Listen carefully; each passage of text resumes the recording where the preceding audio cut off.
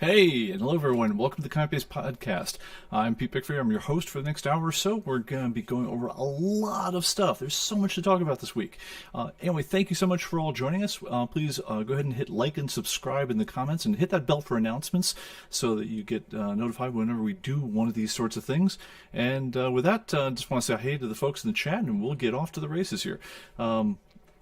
By the way, a quick check of the sound. We've been trying to chase that down for a while here. I hope it's good for folks today. But if it's weird for anyone except our mod, I guess he gets a different audio feed than the rest of us. But if everyone else has any issues with the sound, please give us a comment in the chat. We'll try to fix it.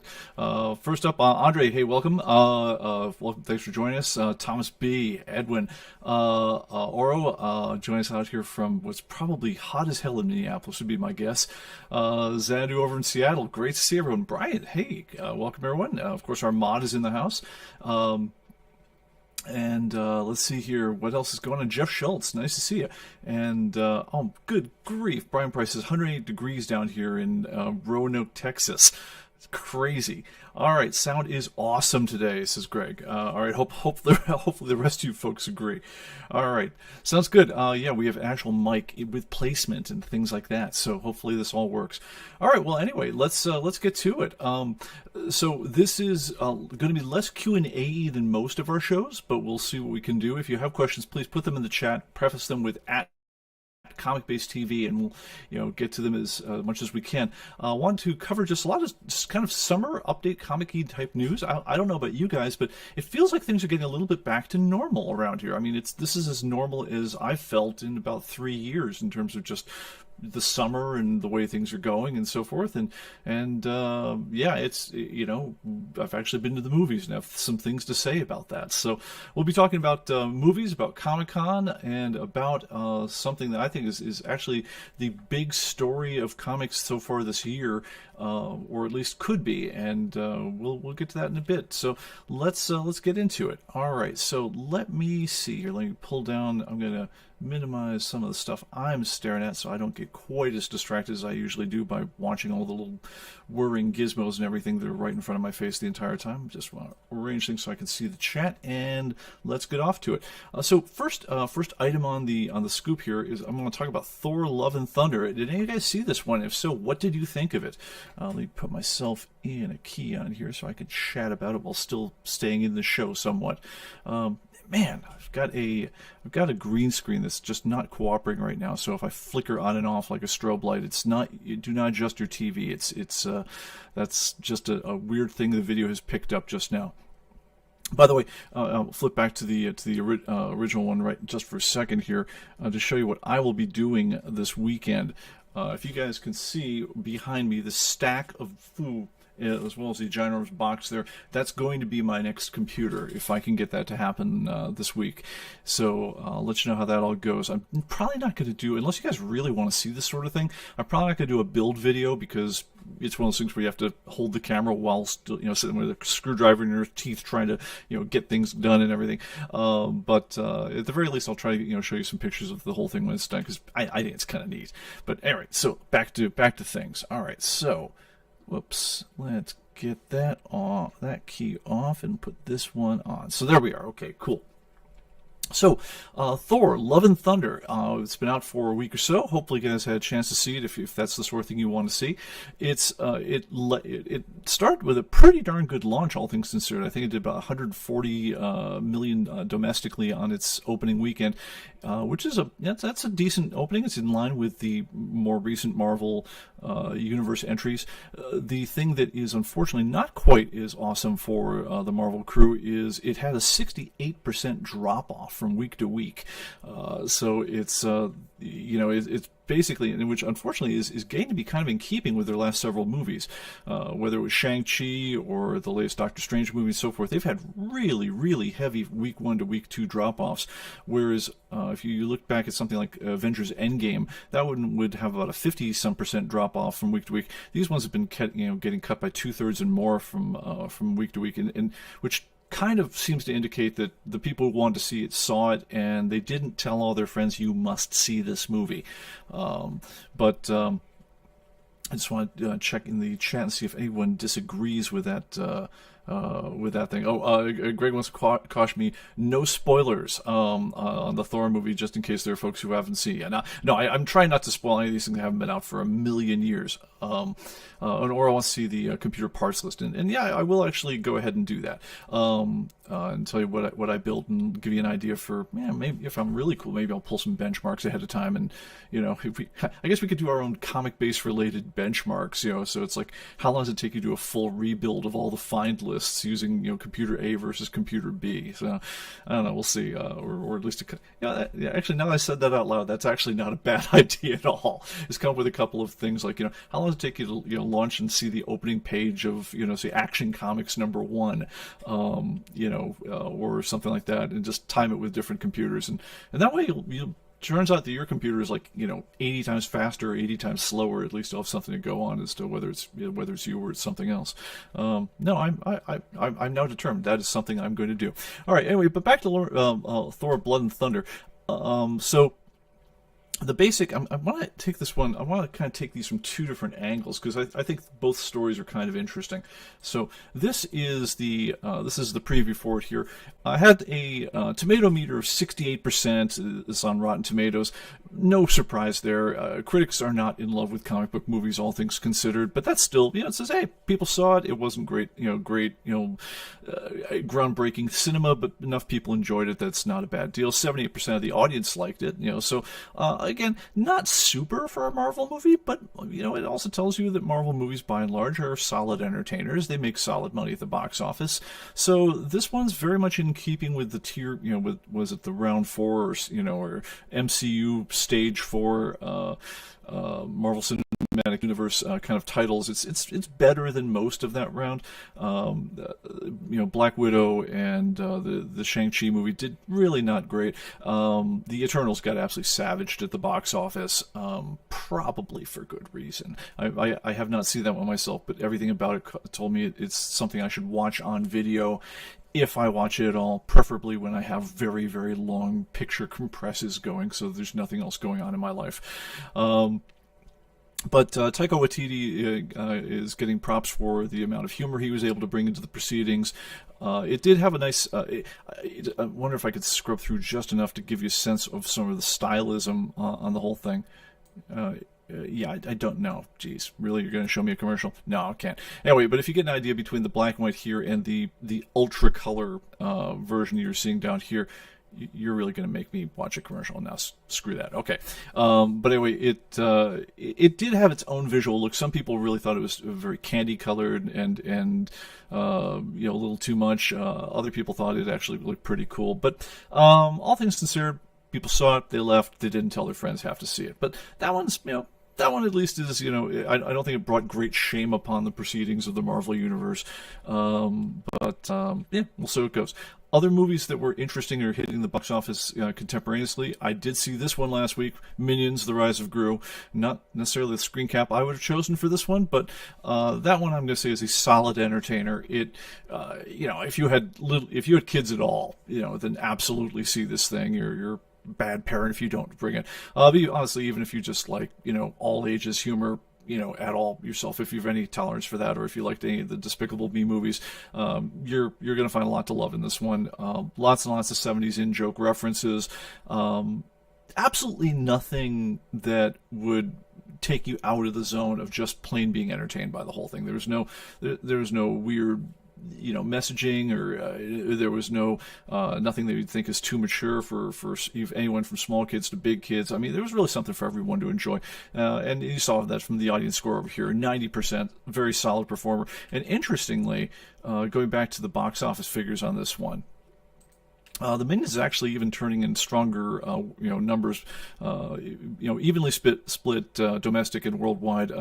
543 mil over Thor's 505, and if you look at their drop-offs from day to day, week to week, they're hitting weekly drop-off numbers closer in line to the 50 mid% as opposed to the horrific drop-off that Thor had.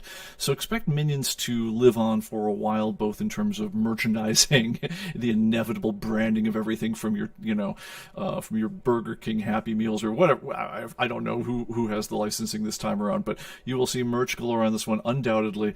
But at the same time, I gotta say, fun summer movie. Again, the sorts of things that you used to be able to go out to see it all the time and just be entertained, and it's a good time at the movies. And speaking of good time at the movies, don't know if I've really given this one enough of a shout out before. Top Gun Maverick is insane. It absolutely blowing it away at the box office, over 1.2 billion worldwide. This is the kind of thing that the only people who would ever turn in movies like this were massive sci-fi movies, and basically the really, really huge Phase 1 Marvel movies would do numbers like this, where like the Avengers, the big blockbuster Avengers numbers. So it's getting toward the territory where if this keeps going much longer, it's going to be in the top 10 movies of all time. I don't know if it's going to hit that list, but it's certainly it's going to be the movie of the year at this rate. I see nothing on the horizon that has anything to challenge it, and it's there for a reason. I'm going to say, having seen it, and let me go ahead. I think I'm done with the box office foo here, so let's get on with the critical reviews. Is, for goodness sake, look at that score. This did what no movie ever does. It's a critical favorite, 97% tomato meter on this one, as well as a 99% audience score, and this is with like 50,000 plus verified reviews. This is insane. No movie does this. I can't think of anything that has this kind of approval. But it really was just, it was everything you wanted in a summer action blockbuster movie. It's not Proust. It's not Tolstoy. So, it's not going to give you new views on the nature and meaning of existence. But my God, from the minute you sit down with that movie until until the end of it, you are entertained all the way through. Tom Cruise is basically the last remaining box office star at this point, and he is going to be the king of the summer. And I'm pretty sure Maverick is going to be the king of the movies for 2022. I'm just going to call it over. I think he won. But who knows? Maybe I'm wrong. But that's where the movies are at. If you haven't seen any of those movies, I would say, you know what? I can't speak for Thor, but for the ones I did see, which is the Minions and Top Gun, absolutely give them a go. I had a great time, and it was great being back in the movies. One more I'm going to throw out on the list here, because I just binged it, the whole thing, a couple nights ago, which is the Terminal List, which is, I guess the author, it's an adaptation of a Jack Parr, I think it's Jack Carr novel. It's one of these ones where a SEAL team mission goes horribly, horribly wrong. Only 2 people survive it. Both of them suffering from horrific injuries. One of them obviously suffering from a horrible traumatic brain injury. So his own recollections, he becomes a little bit of he's an unreliable narrator through at least the first part of the entire movie. But this one is streaming on, I believe, Amazon. It's an 8-parter, so it's about 8 hours of your life out there, and it really does play as if it was an 8-hour long movie. Honestly, it plays like a 6.5-hour long movie with a bit of filler. So I'm just going to point out what the flaws I did see in this one. That said, it is a damn good action film. If you like any of if you liked any of the Jack Reacher novels, if you like Die Hard, if you liked any just guy action type movies without requiring you to leave your check your brain at the door, this one is a lot of fun. Honestly, I don't know what the hell the critics are going off on it.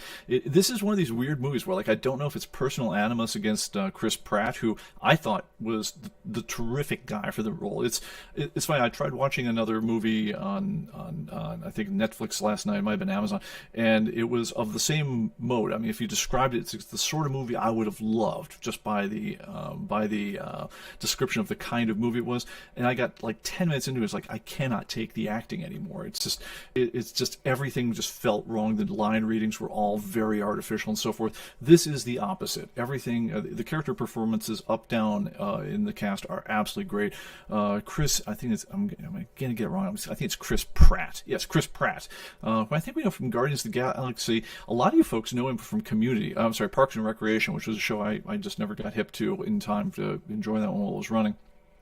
But turns in a really nuanced performance. He's a loving family man when the role requires for that, and then you'll hit a flashback where he is just a absolute dead-eyed killer, out for vengeance for the rest of it. Very cool movie, very subtle in I thought in terms of the conflict. It showed you a range of the villains that I hadn't seen before in terms of some of the people he's taken down. And I'm gonna say if you have Amazon and you've got a little bit of time on your hands, well worth checking out. So anyway, those would be my recommendations for that. All right, let's press on. Actually, before we do that, let's take a quick look at the chat, see if there's anything else here. Yes, and everyone, by the way, congratulations to anyone who's keeping cool right now. I understand. I heard a stat this morning that something only like 2% of the homes in Britain. Let me see if I can get that key off. Something only like 2% of the homes in Britain actually have air conditioning, which I guess I've been to London enough times that I can't imagine why you'd need air conditioning for more than about a day a year. But apparently they're getting like 106, 8 degrees Fahrenheit, heat waves over there, and it's killing people. So stay cool, folks. All right, let's see here. Greg wants to point out the most recent MCU film that had long-lasting legs was the recent Spidey film. Yes, I believe so. That's true. And also, I'm going to say that one drove Marvel absolutely crazy because it wasn't their film. That was Sony's film. So Disney didn't get the action on that one. I'm sure they got some back-end cut of it, because they probably owned some portion of the licensing, if nothing else. But that one, I guess Marvel Disney has got to be kind of red-faced at this point over a couple of their moves not being greeted as well by the market as you would think. Lightyear did not do great, and if you can take the scores for Lightyear and compare them against Minions, it's like that's just got to be humiliating. Anyway, more temperature degrees here. All right, let me tell you the 64. Okay, so we'll talk later about that stuff, Andre. I don't want to get into next gen stuff right now. And hey, Mike, welcome to the show. All right, so let's get the movies out of here and let's talk about Comic-Con. All right, so I'm going to flip back on it. And by the way, this you might have noticed that Comic-Con is starting tonight. It's Wednesday. It would be, in, I don't know, 3-4 hours from now would be when the doors would open, and normally we'd be there setting up our booth and going absolutely out of our mind because some critical nut or bolt had not been packed properly, and we were running off to hardware stores and trying to fix that, or something's run out of helium for the Atomic Avenue airship or something. But we hadn't exhibited for a year or two before COVID, and we are not exhibiting this year, unfortunately, for many of the same reasons. But I did plan to attend. I have my pro badge right here. This is one of the things that I'd normally be like running over, picking up my hard access card, which you now need to get through the doors. They've really locked down on admission on those things. They've gotten very high tech as far as certifying that you really are you and so forth. But no, I was really on the edge, even though that we're getting ready for new. We without getting into what we're doing here back at the ranch too hard, we have a lot going on right now, so it isn't like a great time to break away to do fun things at Comic-Con. But I still was thinking of doing it until I heard that yes, they are the last people standing, where they are going to require masks and vaccine things and negative COVID tests, and you can't take your mask off ever throughout the entire hall, and they'll be they assured us they'll be complete Nazis about the whole thing.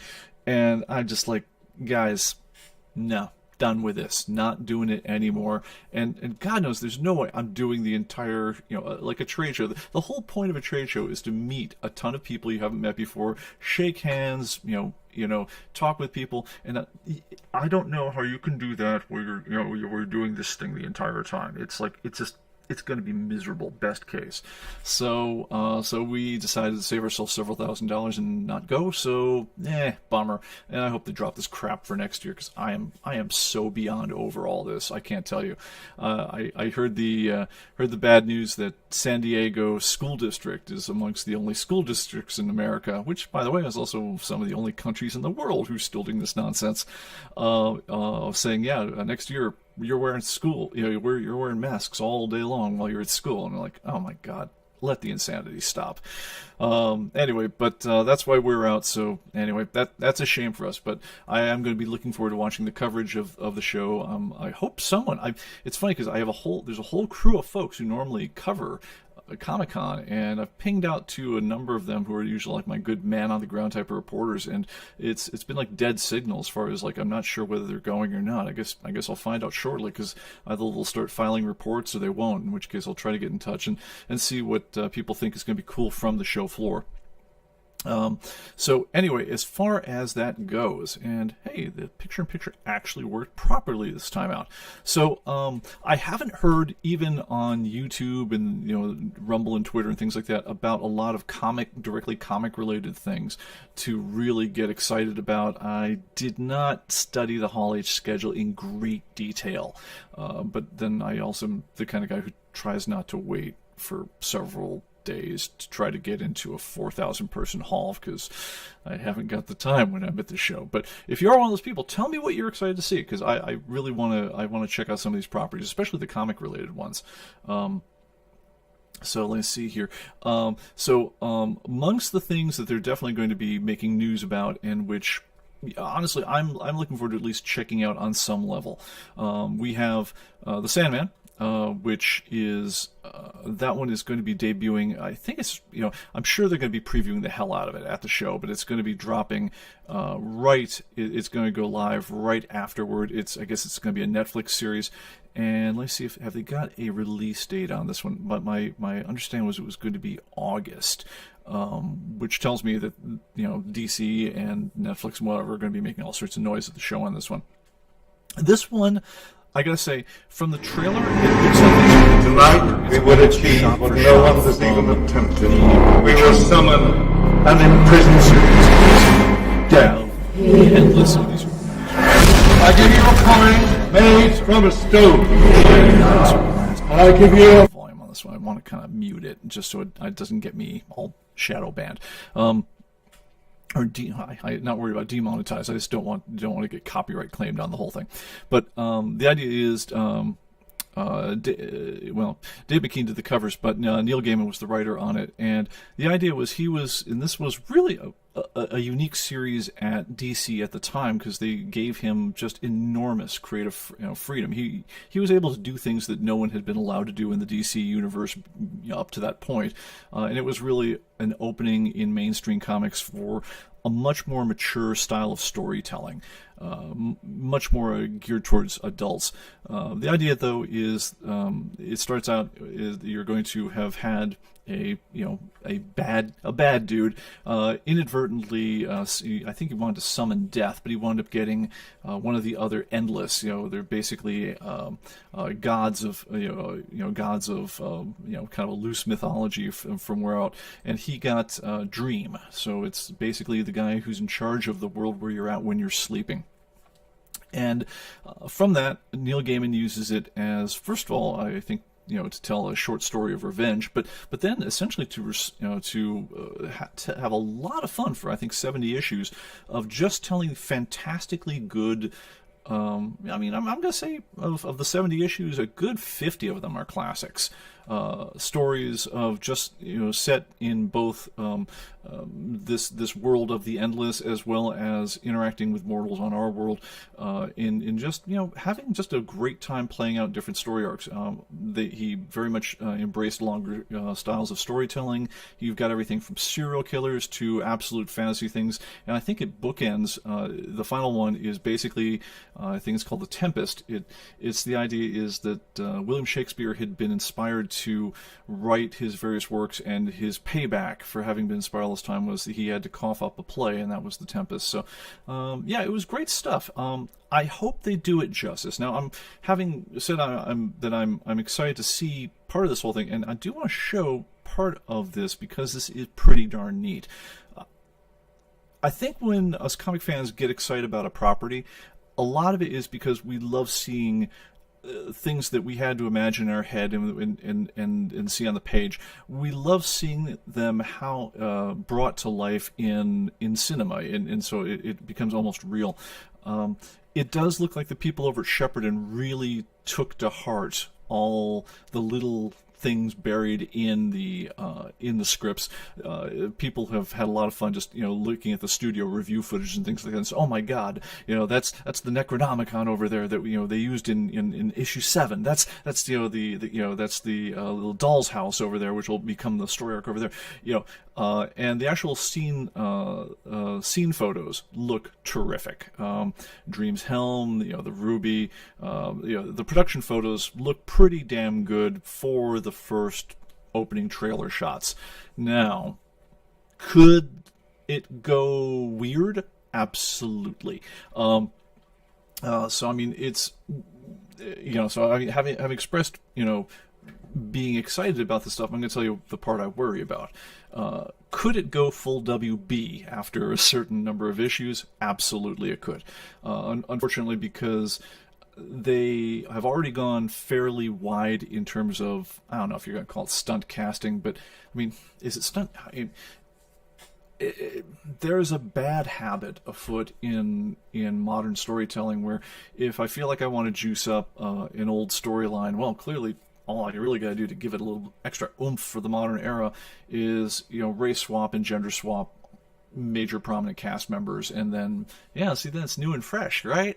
And it's funny because I have a daughter who was into like Tumblr way back when she was 12, and even all these little kids were doing that sort of thing with all their fan fiction. It's like, yeah, I'm going to do Lost in Space, but the robot will be something else, and whatever the property was, and they had the weirdest properties people be obsessive about, and just even like the 12-year-olds had all learned the rules of this weird modern world of young adult storytelling at that point, which is, if you have a straight character that's in love with a woman, then you're gonna make somebody gay. You're gonna make if it was a white guy, you're gonna make him black. Better make him a black woman.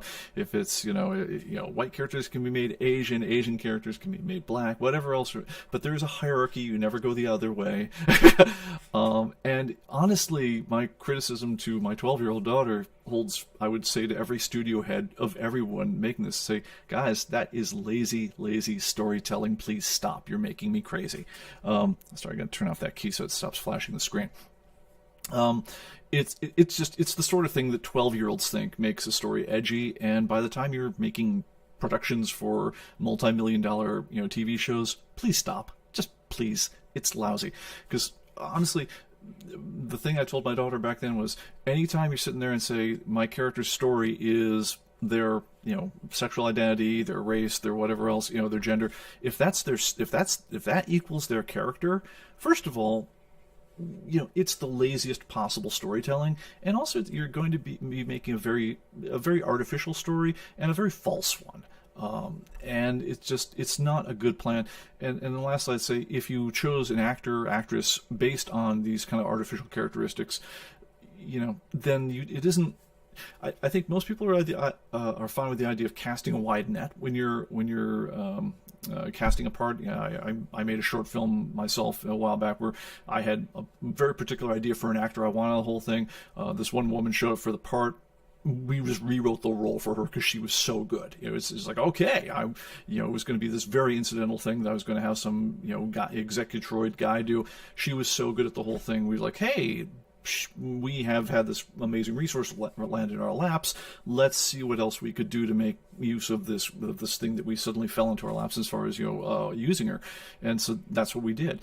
And that sort of thing is great. I think everyone embraces that sort of thing where you say, hey, when you have an amazing actor or actress that you didn't expect, or you wouldn't expect them from the written role in the other property, I think people are largely pretty cool with that. And honestly, if you try very hard to get someone who's a physical match for the character you're adapting, like for instance, when they did the Hellblazer TV show, they had a guy who was just bang on for the written John Constantine. I mean, my God, he looked the part. I mean, it was like you just ripped him right out of the book. Was he the greatest actor? And I'd also say that, when someone got the bright idea of, you guys remember the Barbed Wire movie? Pamela Anderson in Barbed Wire, my God, she was ripped right out of the comic book. And so anyway, I'm going to just rest my case there as far as whether physical casting is a good idea or not. That said, going the opposite way, when you clearly didn't choose this person because they were an amazing actor, you chose them because, well, see, it was a white guy doing this before, so now if I have a short Asian midget doing it, then I'll be edgy. If that's your thinking, you will make a sucky film. And unfortunately, Sandman did a fair amount of this kind of play-by-numbers swapping up stunt casting. So you have Death, who in the series is played by it basically has a very distinct look, is kind of a white goth girl type of thing. She's of course now a black person. The only, in up and down sideways, the old, balding, Ebenezer, Scrooge looking, waiter, I don't know what you call it, butler, personal servant, whatever, assistant, whatever you would call him in the books, is of course now a black guy. There's a few others like that, but I'd say about the only one that I would treat as being possibly on the money and decent on this one is they chose. So there's the idea, there's a god of just desire, and desire is basically sexless. Well, I mean, it's basically all sex, in the book, and so it was played. If you're watching the whole thing, you would say it's a mannish lesbian would be the way that I would describe how it's looked. And so like one of these women looks very debonair in a guy's suit, sort of thing. And I think they chose a real life character on that one, which actually was pretty bang on. So I don't have a problem with that one because that was really the goal of that character, was to bend around all the sex stuff and just kind of express how complicated human desire could be.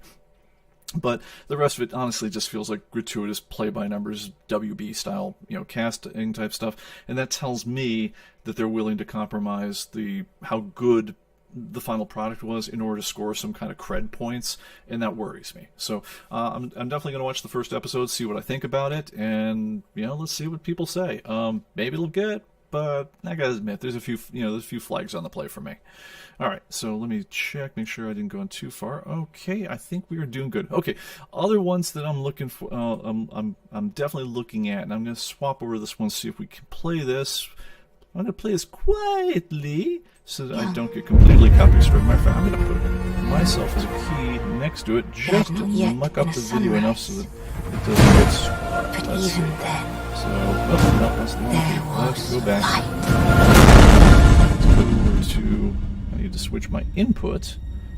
I used to remember how the switcher worked. Actually, I knew before on the pre-show this was going to be the one that, because I had to switch sources in the middle of the whole thing, it was going to mess me up. Dwarfs their minds. Okay, so input number one Men is their going to fields be of grain. number one. Input But we number are four goods is of each going other. to be the computer. All right, there we go. Shut myself down. We're safe. You have fought long enough, Galadriel.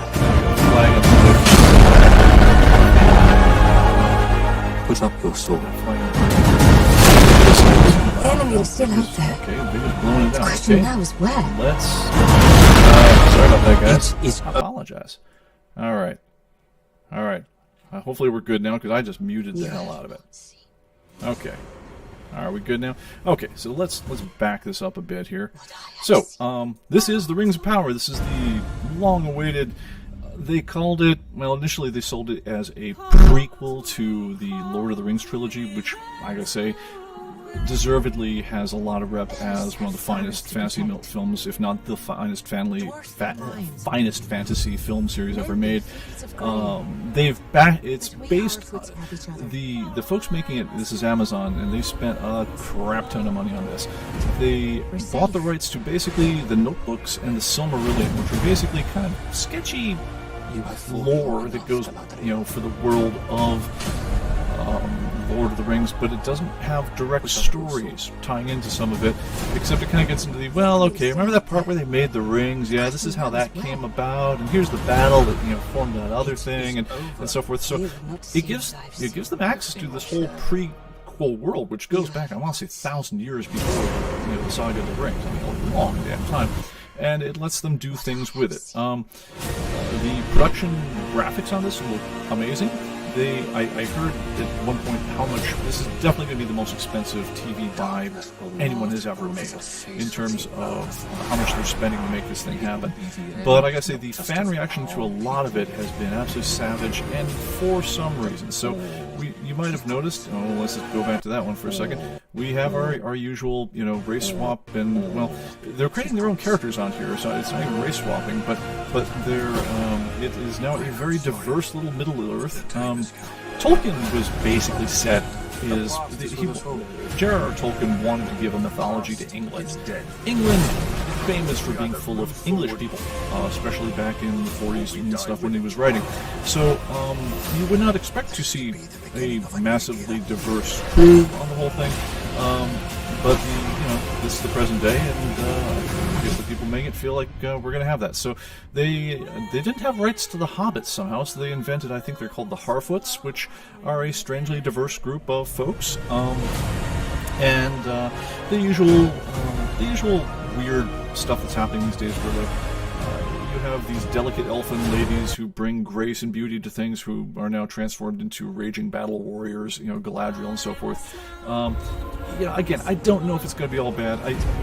I'm sympathetic to both points of view on some of this stuff. Where, yes, I am tired beyond words of the kind of identikit play-by-number, swapping of race, gender, and sexuality and food like that. It doesn't need it. It doesn't help.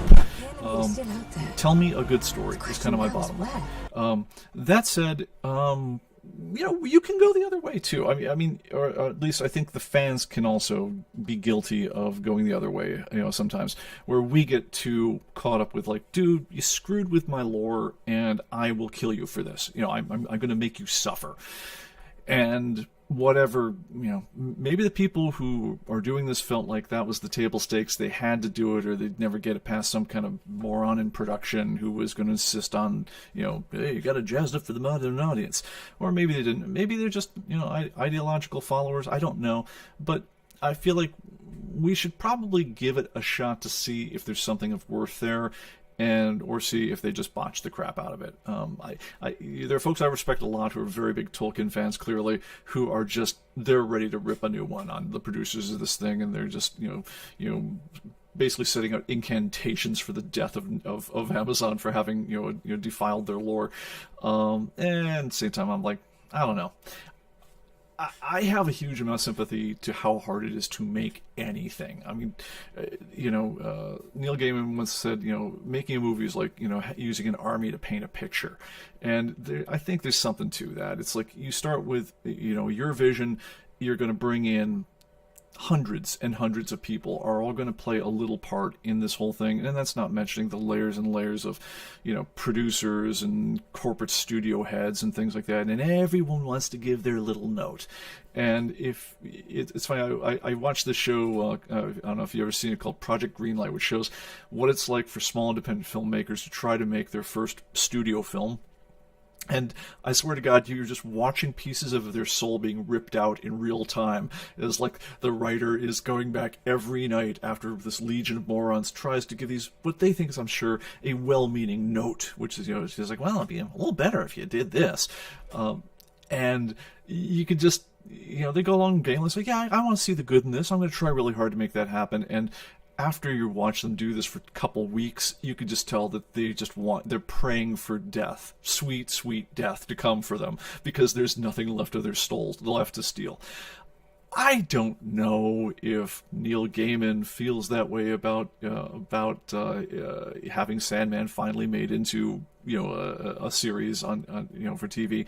I watched a number of his other projects. I could tell there was stress involved from the creative side on the whole thing, and he didn't get the vision he wanted at the end, but, you always wish the next time's better. I don't know. I mean, obviously, J.R.R. Tolkien has gone on to his reward, but I don't know if the other people who really love this thing, maybe they include the fans who are trying to make the best possible film they can make. I'd love to believe that. Sometimes, cynically, you can kind of tell they're just trying to tick a bunch of boxes, in which case, at that point, yeah, I am with the screw you all crowd.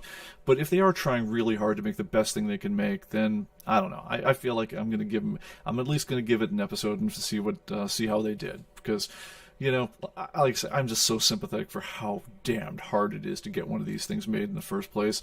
And if you make one and it's good, it is a freaking miracle. All right, so let's see here.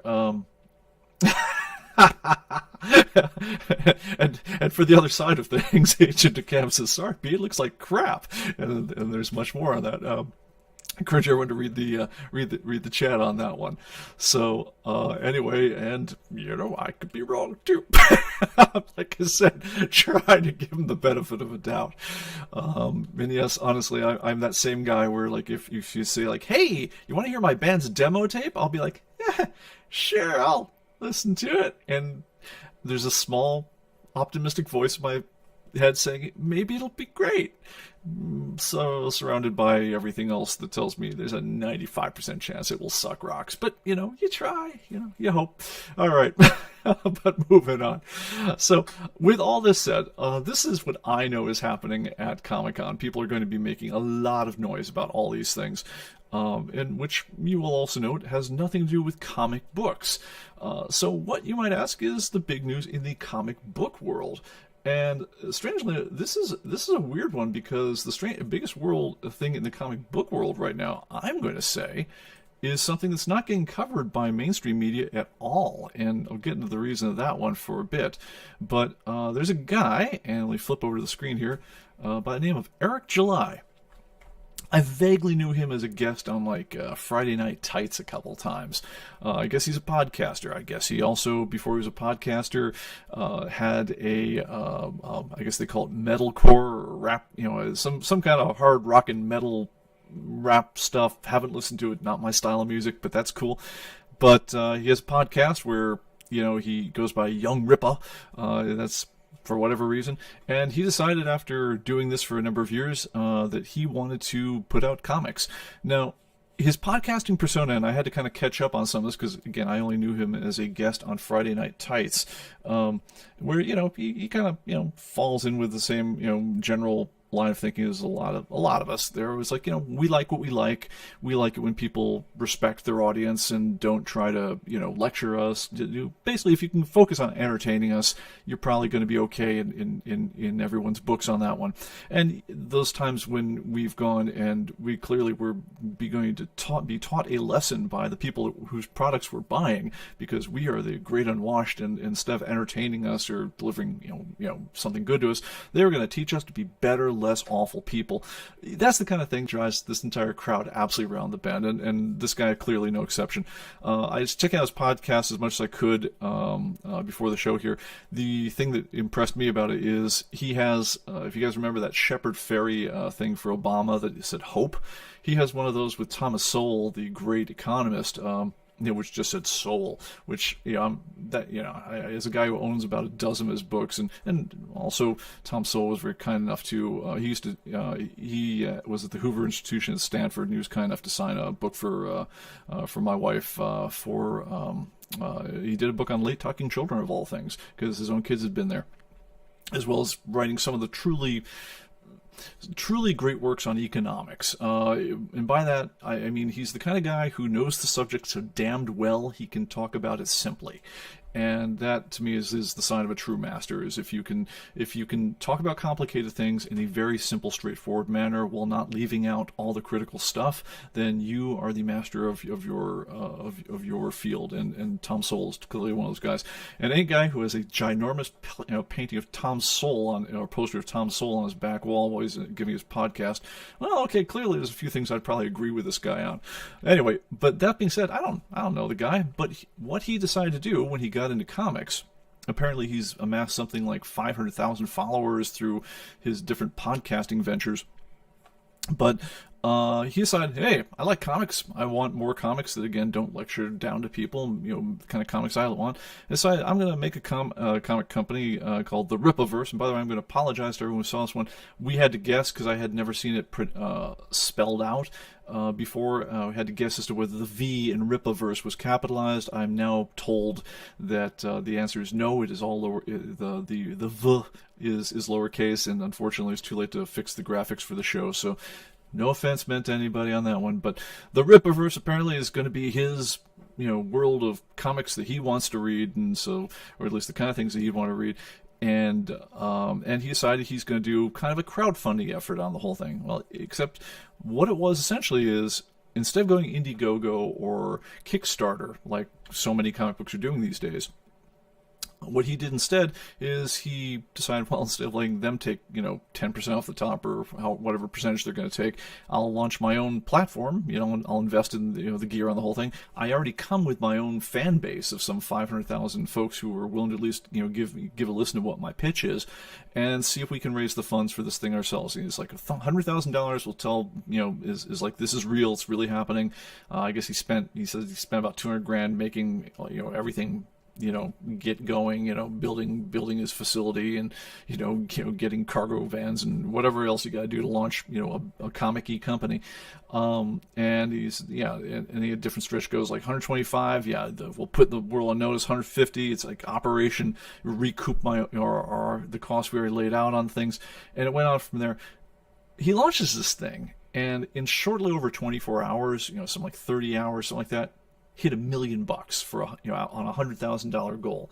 This thing, as of like an hour or two ago, was at $2.7 million, which essentially is a pre-order on the one comic book he's got done, finished in the can, which is ready to go. It's a graphic novel, so but this is something that if you want this, you're gonna drop $35 on the graphic novel plus like another $8 or $9 for shipping. So this ain't cheap, kids. And that's to get like a cover of the whole thing, and of course you can buy it in 3 different covers, because hey, why should he be the one guy who isn't doing variants in the entire industry? Anyway, so the comic is called ISOM. It's not an acronym, just, I don't know, somebody's name. Basically, I'm going to describe the plot is, it's Shane in an urban environment, so with superheroes. So it's a person who used to be a superhero once upon a time, lives in Texas, hung it up for for reasons. Gets a call from an old friend, says, hey, there's trouble, we need you to help out an old friend, and he finds himself having to get back into the game. And there's all sorts of weird urban superhero type characters who enter into the whole thing. I don't know, to me it feels like the Milestone comics with less rage. I mean, but realistically, if I think about it, it's, imagine if you're going to take the iconography of the Old West, which you do in every Western, right? Take that from Shane, but instead of the Western stuff, adapt it to urban Texas, Baltimore, etc., and all the iconography of the things that go on there. The people who are like the shot callers, the hired guns, the hoods, the heavies that they'll bring in to do things, as well as no doubt the women in distress and the friends and the poor kid ranchers and whatever else. So I imagine that's all part of it. I don't know. I did put it in order. I had to think about this one because again, it's like $43 for something that, when I look at it, I'm like, I'm not sure if this is my thing at all, but it's if I figured, well, if I'm going to talk about this thing, if I'm going to get a show of it, I may as well at least see what I'm talking about. So put an order in for my copy of cover B of ISOM #1, and when it shows up in a month or so, I'll let you know how it is. But the really interesting part about all this to me is you got a guy here who had some notoriety from different end of the world, from vaguely libertarian, politics, who he had a fan base, he had a following. He's got a little bit of I checked out some of his videos beforehand, and it seems like his style seems to be more or less, he's not shy about expressing his opinions about when he thinks that people are either messing with the lore, messing with the comic properties that he loves, and he also is not. I'm much more even low temperature in my discussions of whether or not all this different politics that's intruding onto our beloved art forms. He is not shy on that stuff at all, and so as a result, there are lots of people who either love him or hate him. And I do think that it's also interesting watching that when you have someone who is enough of a character in this world, where you've got enough of a fan base and you've also got enough of a Twitter bicker mob that's ready to go after you for blood, it's pretty easy to monetize those guys who are after you. So you can do the opposite. As long as you're not on a platform like YouTube or something like that, where all those guys who just like, we're going to cancel you. As long as you're not subject to that, you can actually turn all that rage into your own publicity machine, which he was he clearly has been doing this for a number of years, just living in this world. And he was smart enough to have his own crowdfunding platform. He has his own multiple channels of getting the word out and so forth. So he's basically uncancelable by those kind of forces. That being said, the first time I heard about this entire campaign is when Reddit, of all places, says, yeah, we're banning all mention of this guy's project at all and their response was, because he's someone who supports people who aren't the sort of people that we support. And I'm like, what? So you're like a friend of someone we hate? Oh, yeah, okay, yeah. So you don't need to say he did anything wrong. You just need to say he hangs with people that you don't like. So, okay, that's typical cancel mob stuff on that thing. And God bless him, that suddenly became a way to get the word out for, hey, well, who's this guy causing all the ruckus? And suddenly people say, I'm not sure I would necessarily disagree with him. Let's see what he has to offer. Now, as to the artistic merit of the whole thing, I don't know. It's written by Eric July, aka Young Rippa. I don't know his work. I don't know if he's a good writer or not. Don't know. I mean, my first time reading will be when the book shows up.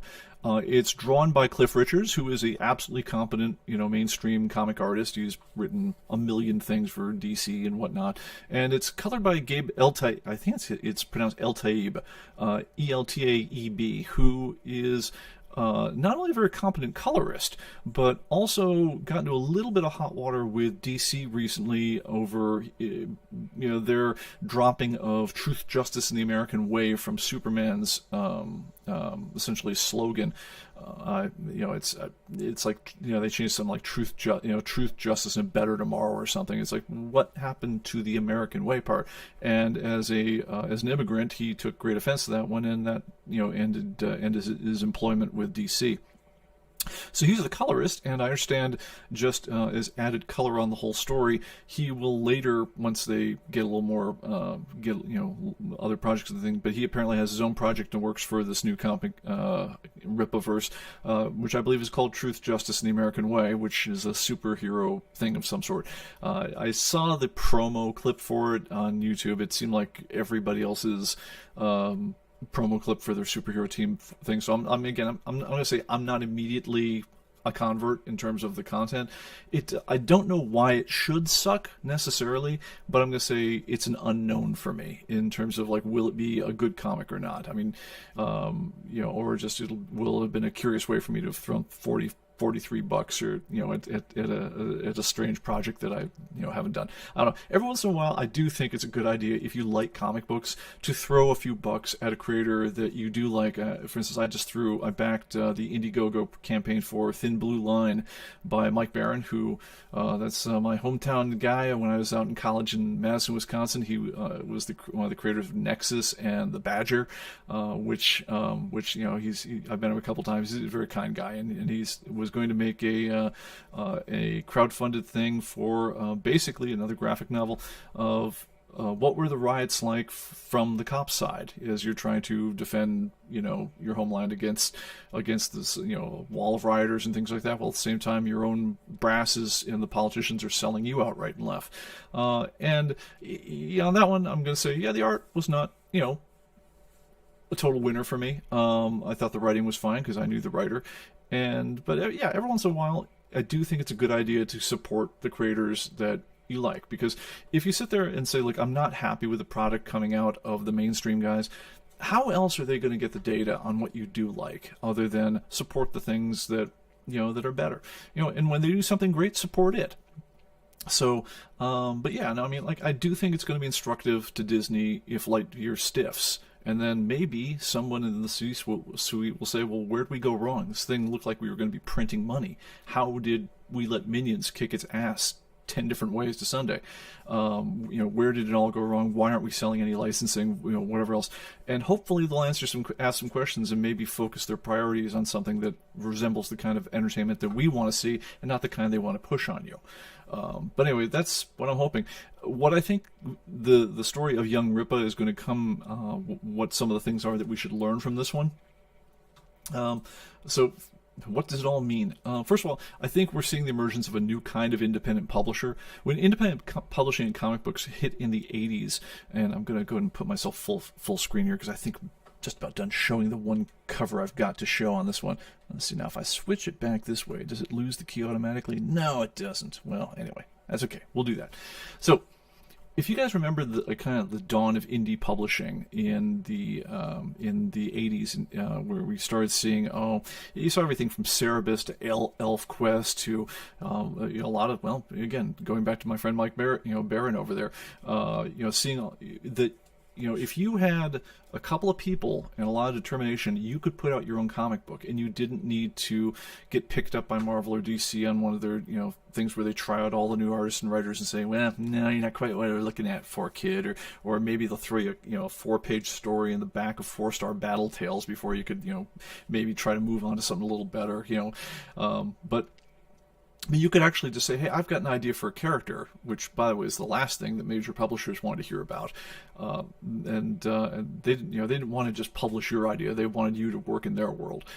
To me, I'm feeling some of the same excitement. It's not as much of a breakout to me as it was in the 80s, where suddenly you saw just all sorts of little comic companies popping up, and they would have pretty full production slates. You saw, and to the point where you even saw the major comic publishers, where you saw First and Capital Comics and stuff like that. You saw the major publishers would have to actually, make up echo slates of their own to try to, take some of this energy and give the creators more of a slice of the pie. So, for instance, Marvel started Epic Comics, which was, still a creator-owned and controlled line of those things. So you took some of these more interesting comic creators, and you gave them a platform. Of course, you took most of the money, but, you at least gave them, a way to reach a broader audience, and that was pretty exciting. I feel like the current state of things on Indiegogo, Kickstarter, or even like these self-funded platforms, I still think it's super, super fragmentary. I think it's really hard when you go down these platforms to find someone you've never met before and feel comfortable making that kind of investment to check out a new property you've never seen. It really does. It's a hard sell. I mean, a lot of things are working against the creators on this one, including not least the cost of shipping, because it isn't like when you go to if you guys go to Comic-Con, if you're out there right now, check out Artist Row and do spend some time with the up and coming guys there. Check out their books. Let them sell it to you. At least let them tell you why you should care about their book. And I've found some great things that way. I've seen a lot of crap that honestly I wouldn't care about, and I didn't buy, or I bought and I regretted. But I do think there needs to be a feeder for some new ideas into the system. And when you do see things that you think you might like, it is good to throw some money at them to keep them alive so they can prove themselves. But when you're doing this over the internet and you have to produce all the work ahead of time, so you've got to make and buy a whole ton of copies of this thing if you ever want to be able to fulfill them, which means you're sitting on those ones if they don't sell. And at the same time, you have to cost of shipping a comic. Like if I want to take one comic book, stick it, stick it in a stay flat envelope, a piece of backing board behind the whole thing, and ship it across country. I'm looking, if I'm talking about a 96-page graphic novel, I'm probably talking $5 of additional cost of shipping, minimum. And so you're not talking about buying a $3-4 comic book from some artist you've never met before. Now you're talking about buying a $9-10 comic book for the guy to break even on that one comic book. So, of course, what they're going to do is they're going to try to sell you a $35 comic book, and then maybe still hit you for shipping and so forth. And that's a lot to ask of a new person who doesn't know their track record. Now, look, if these things take off, they catch fire, it becomes like this cult phenomenon. Everyone's talking about, oh man, gotta get in. Hey, I backed the Kickstarter on this one, and I've got the limited foil, one that there were only 150 made of. It's worth $1 jillion on eBay now. If it becomes that sort of thing, then maybe you got The Walking Dead all over again. Maybe this thing really takes off and it becomes a thing. Maybe it doesn't. I do think it is amazing, though, that a guy again, unknown largely in the comic world, known in kind of like the geek kind of, not non-lefty politics, Twitter-y verse world, but not known in the comic world as a comic creator. The idea that he could blow past his fundraising goal by like 26, 27 times in the course of a couple days. Man, that tells you there's a thirst for this stuff out there, and there's a way for people to connect with. If you've got an audience with you, there's a way for you to do new things in a way that we haven't seen before, and that's pretty exciting. And I don't think that's leaving Marvel and DC shaking in their boots right now, but I think someone or other ought to be paying attention. Because, it does tell you that there are ways of coming in with something new, and the gatekeepers, even when they try to slam the gates on you pretty hard, can't necessarily keep this out. So, anyway, that, I think, is an empowering message. I think it's also empowering to say, hey, look, Eric July didn't wait for anyone to, he didn't get anyone's permission to do this. He just went out and did it. He believed in enough to spend a whole ton of his own money to set up shop on the whole thing. People believed in him enough, and he clearly had that relationship with his fans that he felt pretty comfortable jumping, knowing that by the time by the time his credit card bill came due, there'd be money in there to pay it, and that's impressive. I mean, I respect anyone, whether you're bankrolling your own movie or doing anything else like that. I respect anyone willing to take that kind of chance. I mean, it takes moxie, and we'll see how it goes. The last thing I think I'd want to say about this one is he was smart enough to know that even though he got his attention for for essentially being part of like the entertainment Twitter YouTubeverse, I don't know what you call it. He got his attention for being like one of these guys who calls out folks on the left for injecting SJW messages and everything, and why don't you guys stop it and just pay attention on being entertaining? Even though he's famous for being like, call him guy, the libertarian guy or the guy on the right, whatever that is, he knew enough to know that isn't what's going to sell his book. It might get him his backers. I mean, I think that initial burst of enthusiasm, largely driven by people who say, you know what, this is like me voting with my money to say, I hate this crap, please cut it out. And so, everyone gets to cast a vote saying, hey, I'll show you, I'll show you Disney, I'll show you Marvel, or DC, watch how this guy gets a bunch of my money that you could have had if you hadn't been spending so much time lecturing at me and doing stuff like that. I think he knows that he's the beneficiary of that right away, but it isn't going to keep him going. And so, in his own messaging, he's been pretty clear. He says, look, I'm not going to be doing woke crap in this comic, but that's not why you buy the comic book. It's like, that's the necessary but not sufficient reason for me to be in this space. So I'm not going to ever lecture to you on this kind of stuff, but I've got to entertain you, because if I'm not entertaining you, you will not come back. And so it feels like his head's in the right place on that. Now, I gotta say, he got handed more money than, I'm casting my mind back. I'm wondering, how much money did Valiant have when they started?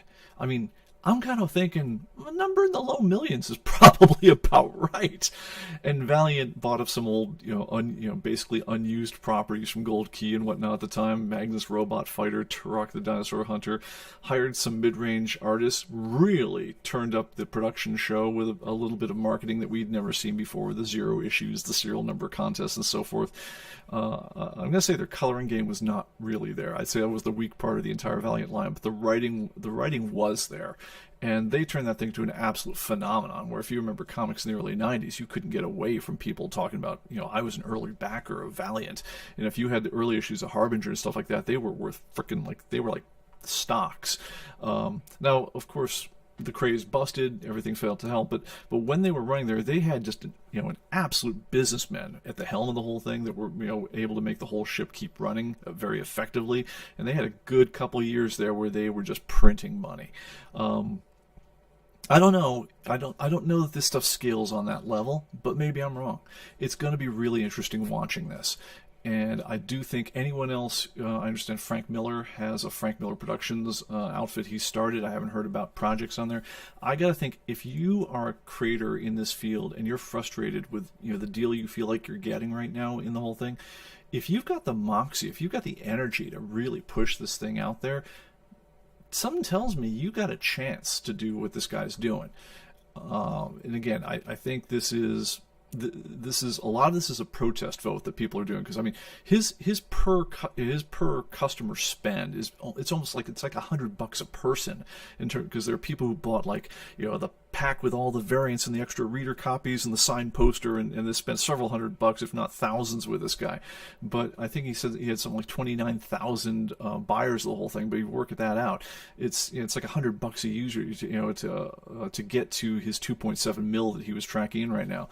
So you get that once, and you've got a lot of ammo that the, you know, the crowd has given you. It's going to be up to Eric July to now take that and turn it into something that sustains going forward. If you can do it, or honestly even just to watch whatever happens with that, I think it's going to be fascinating. And honestly, whatever thing is, as long as you want to create something new, if you can do that and you can find the crowd that will back you on that, mazel tov, man. You know, more power to you. And I don't care what your politics are necessarily. The thing I trust more than anything else on this planet is I trust the creative instinct. So if you are not cynically just saying, well, you know, the way to be cool with the kids is to do this, that, the other thing with the whole thing. You know, like, if you are doing anything because you really believe in it and you think that this is going to be a really great message, and it's really going to, you know, it's going to touch something in your viewers or your readers or whatever else, and you're doing that, you know, really, and not just as a cold calculation on what's going to give you the most social cred or the most, you know, numbers of, you know, plaudits by, you know, the right people, then, you know, I'll back your play, man. I mean, I have friends on all sides of the spectrum. The only thing that really ticks me off are the people who kind of like are phoning it in and doing it by the numbers. Yeah, I want to see more of everything. It isn't, I want to see more of right wing, left wing, where else. I want to see more of everything, but I want to be honest. The one thing I just don't want to see is I don't want to see more people just phoning it in. All right, and then the last thing I had noted to myself is, I wonder how you take this big, and I do not know the answer to that. You know, for the idea of alternate, create your own media, because we've seen a number of people who got kicked out of, you know, it's like, you know, you're now cast into the outer darkness. You may no longer work here. Ethan Van Sciver, pretty good artist, worked on, you know, he had an indie comic called Cyberfrog once upon a time. You know, he was working on Green Lantern, some big DC books at the time, and he did something that pissed somebody off, you know, and so they were like, we cast you into the outer darkness. Next thing you know, he's breaking all kinds of records on, you know, Indiegogo and fun, you know, Kickstarter type things, you know, self-raising for his own comics with that damn Cyberfrog again. I mean, this is a comic book which back in the early 90s I sat there and say, Cyberfrog? Really? This is a thing? You know, it was really cool. I mean, the drawing was really cool. I mean, I gotta say, and I gotta admit, I've only kind of read one, but I'm like, as a guy, I'm just kind of sitting there slack-jawed, going like, okay, Cyberfrog. But then when you hear like what kind of money this thing made on as a Kickstarter, you're like, what? So anyway, look, if you can find your audience, mazel tov to you, man. You know, more power, and just go out and create great things, and I hope it comes out. All right, guys, I think it's going to about do it for me. Thank you, everyone, for joining us. And we'll catch you next time. Probably be more of a traditional kind of Q&A show. And you guys have a great one, and we'll compare notes on Comic-Con later on. Have a good one. Bye-bye.